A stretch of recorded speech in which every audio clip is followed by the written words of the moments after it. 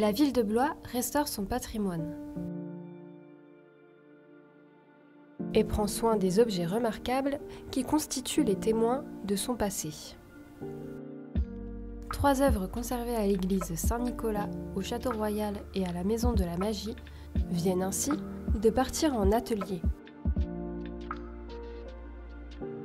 Un tableau de maître oublié. Une toile de plus de 3 mètres sur 4 a été décrochée d'un mur de l'église Saint-Nicolas pour faire l'objet d'une restauration. Sous la crasse et la moisissure, on devine la figure de Jésus, accompagné de ses apôtres. L'auteur de ce tableau serait Claude Jean-Baptiste Robin, un peintre parisien installé dans le Blésois à la fin du XVIIIe siècle. En parallèle du nettoyage de la couche picturale et de la réparation des déchirures, une étude sera menée pour documenter l'histoire de cette œuvre protégée au titre des monuments historiques. 3 statues monumentales quittent les réserves du château. Saviez-vous que Charlemagne, Saint-Louis et Louis XII dormaient paisiblement dans les caves du château depuis 1940 ?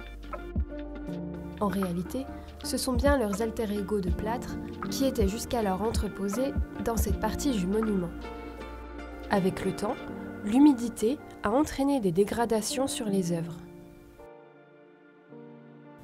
Un défi logistique a donc été lancé pour évacuer ces statues hautes de 2,10 m.